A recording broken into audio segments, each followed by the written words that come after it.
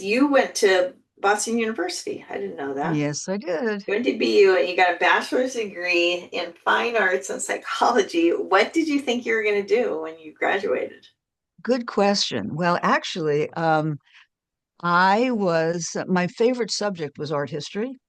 Yeah. And as a result of that, when I graduated from college, I went back to New York and lived with my parents and was applying for jobs in the city. And the first job, you're going to die when you hear this, the first job offer I got was to be the assistant to the curator of the Guggenheim Museum. What? So I go home, and I'm going to refer to this a little later today in our conversation. I went home and said to my parents, "Oh, I've got this great job opportunity." They said, "Cool. How much does it pay?" And I said, like $700 a month. And they said, "You can't." And this is way back when, Yeah. right? They said, "Don't take it. It doesn't pay enough money." And their mindset was this wide. Yeah. And what did I know? I was 21 years old, right? So I didn't take that position, right?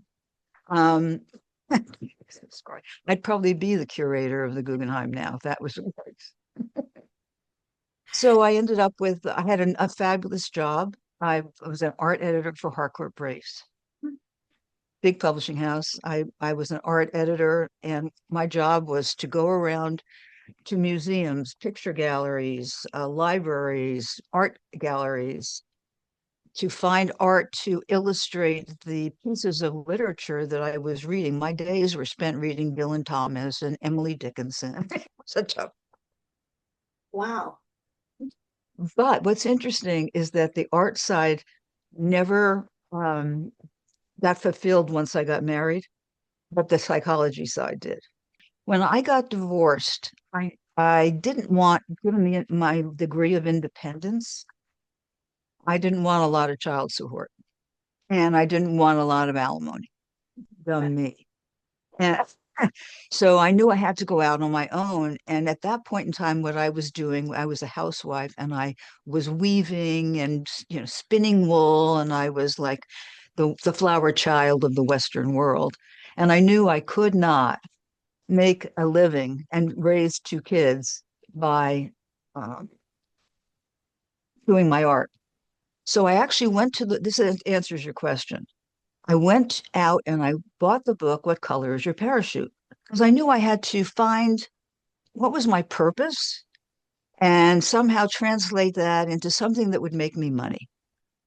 So I went through the process in that book, and what popped out of the bottom of what I called the funnel of digging down was, oh, what would really interest me and would really float my boat would be to become a management consultant. So I thought, oh dear, that means I probably have to go back to college. And I went, no, I don't want to do that. So I decided I was just going to start at the bottom somewhere and work my way up. So my very first job was for a company called Human Factors. Was that the name of it? No, I can't even remember what the name of it was. Human Factors came next. And where sales came in, I was like literally the receptionist in that company. 2 years later, I was a junior consultant. Uh, And at that point, I said, I'm not making enough money. I need to, I need to move on.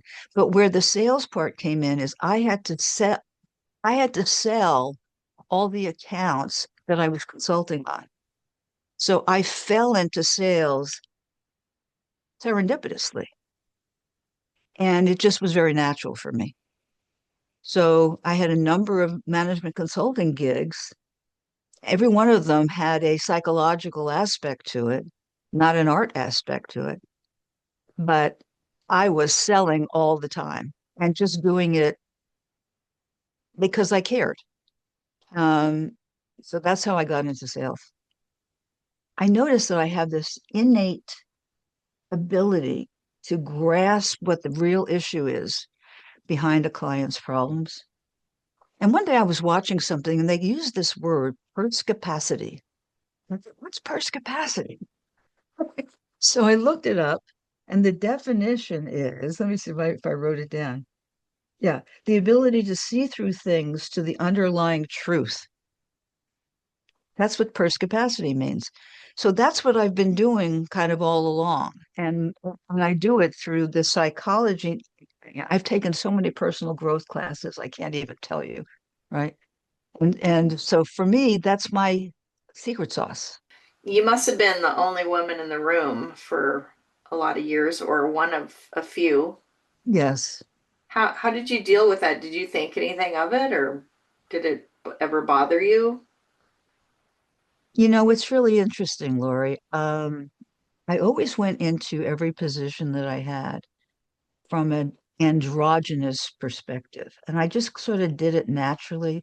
It's like I didn't see myself, this is really strange, but I never saw myself as a woman or a man. I just saw myself as somebody who had a job to do to make a contribution.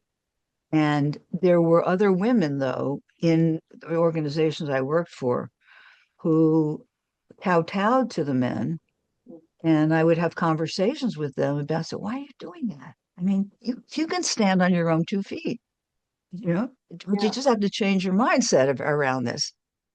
So I just took an androgynous position wherever I went. It just happened for me naturally. Albert Einstein also said, and this is a great one. I have this in the bottom of my email signature. We can't solve problems by using the same kind of thinking we used when we created them. We can't solve problems by using the same kind of thinking we used when we created them.